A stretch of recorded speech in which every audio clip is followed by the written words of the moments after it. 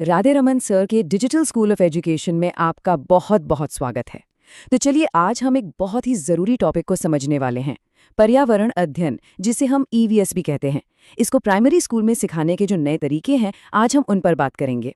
और हाँ, ध्यान से सुनिएगा, क्योंकि ये जो टॉपिक है ना, ये बीएड और डीएलएड दोनों के एग्जाम्स के लिए बहुत ज़्यादा इंपॉर्टेंट है।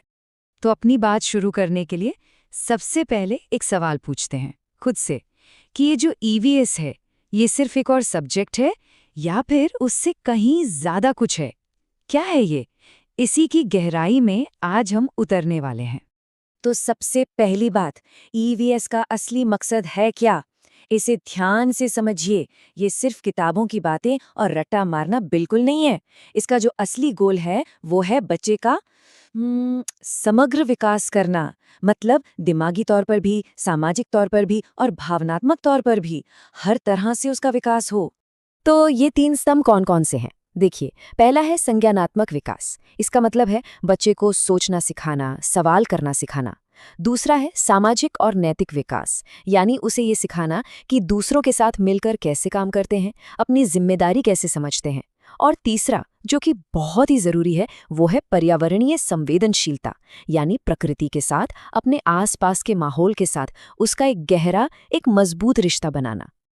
अब ये जो लाइन है ना, बच्चे के अंदर एक नन्हा वैज्ञानिक आ जाएगा, ये बहुत गहरी बात है। देखिए, ईवीएस पढ़ाने का असली आखिरी मकसद यही है कि हर बच्चे के अंदर का जो नन्हा वैज्ञानिक है उसको जगाना है। मैं फिर से दोहराती हूँ, एक नन्हा वैज्ञानिक जगाना है। मतलब बच्चा ऐसा बन जाए कि वो खुद से सवाल पूछे, अच्छा पत्तियां हरी ही क्यों होती हैं, पीली क्यों नहीं, ये बारिश आती कहाँ से आए। बस हमें इसी जिज्ञासा को, इसी क्यूरियोसिटी को जगाना है और उसे आगे बढ़ाना है। तो फिर सवाल ये उठता है कि ये जो इतने बड़े बड़े लक्ष्य हैं, इन्हें हम हासिल कैसे करेंगे? तो चलिए अब हम उस नए आधुनिक तरीके की बात करते हैं जो ईवीएस सिखाने के लिए बनाया गया है। और हाँ, ये राष्ट्रीय शिक्षा नीति 2020 का भी एक बहुत इंपॉर्टेंट हिस्सा है, तो इसे बहुत ध्यान से समझिएगा। एग्जाम में इससे सवाल पक्का आता है।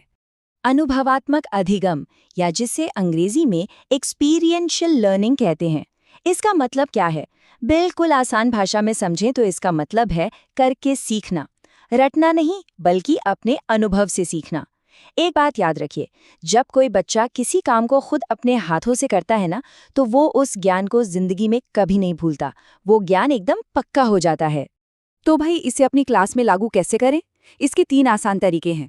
पहला, हाथों से एक्टिविटी करवाइए। जैसे क्लास में ही एक छोटा सा बीज लगवा दिया और बच्चों को उसे हर रोज उगते हुए देखने दिया। दूसरा, उन्हें क्षेत्र भ्रमण पर ले जाइए, आसपास के किसी पार्क में, किसी खेत में या फिर पोस्ट ऑफिस में। और तीसरा, उन्हें परियोजना कार्य यानी प्रोजेक्ट वर्क दीजिए, जैसे स्कूल में वेस्ट मैनेजमेंट पर एक पूरा प्रोजेक्ट तैयार करवाना। और एक बात हमेशा याद रखनी है, ये सब कुछ तभी हो सकता है जब आपकी क्लास बाल केंद्रित और भयमुक्त हो। मतलब एक ऐसी क्लास जहां बच्चे सवाल पूछने से बिल्कुल न डरें और जहां गलतियों को सीखने का एक मौका माना जाए, न कि कोई सजा। एक टीचर के तौर पर आपको अपनी क्लास को ऐसा ही बनाना है। चलिए अब कुछ बहुत ही मजेदार और प्रैक्टिकल उदाहरण देखते हैं कि ये तरीका एक नॉर्मल सी क्लास को सीखने के एक गजब के माहौल में कैसे बदल सकता है। आप भी मेरे साथ साथ सोचिएगा कि आप इन्हें अपनी क्लास में कैसे इस्तेमाल कर सकते हैं। जरा सोचिए, एक टीचर होने के नाते आप क्या करेंगे? क्या आप बच्चों को सीधा बोल देंगे कि चलो हम पिकनिक के लिए फला जगह जा रहे हैं, या फिर आप उन्हें चुनने का मौका देंगे? देखिए, जब आप उन्हें चुनने का मौका देते हैं तो वो सिर्फ एक जगह नहीं चुन रहे होते, वो असल में फैसला लेना सीख रहे हैं, एक दूसरे से बात करना सीख रहे हैं, सबकी सुनना सीख रहे हैं और मिलकर काम करना सीख रहे हैं। यही तो असली सीखना है। ये रहा एक और शानदार उदाहरण। मान लीजिए आपके स्कूल में पानी बहुत बर्बाद होता है, नल खुले रह जाते हैं, तो आप क्या करेंगे? देखिए, ये पूरा एक चक्र है। पहला स्टेप, बच्चों के साथ मिलकर प्रॉब्लम को पहचानिए। दूसरा स्टेप, पता लगाइए कि ऐसा हो क्यों रहा है।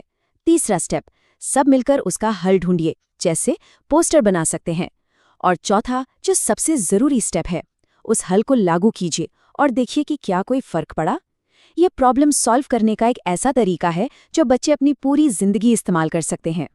तो जब हम इस तरह से करके सिखाने वाले तरीकों से पढ़ाते हैं ना, तो टीचर की जो भूमिका है वो अपने आप ही बदल जाती है। ये एक बहुत बड़ा बदलाव है और हाँ, बीएड और डीएलएड के छात्रों के लिए इसे समझना बहुत ही ज़्यादा ज़रूरी है। तो सबसे ज़रूरी बात जो हमें समझनी है, और ये एग्ज़ाम के लिए भी बहुत इंपॉर्टेंट है, इसको नोट कर लीजिए, वो ये है कि एक टीचर अब सिर्फ एक लेक्चरर नहीं है जो आए और बोलकर चला जाए। नहीं, बिल्कुल नहीं।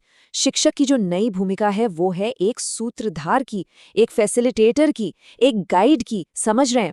आपका काम अब सिर्फ ज्ञान को उड़ेलना नहीं है, बल्कि सीखने के लिए एक अच्छा सा माहौल तैयार करना है। बात समझ में आई? तो आखिर में सवाल यही है कि आप अपनी क्लास को एक बोरिंग लेक्चर से एक यादगार अनुभव कैसे बनाएंगे? याद रखिएगा, आप सिर्फ एक सब्जेक्ट नहीं पढ़ा रहे हैं, आप आने वाले कल के नागरिक तैयार कर रहे हैं, कल के वैज्ञानिक तैयार कर रहे हैं। पढ़ते रहिए, सफलता आपकी है।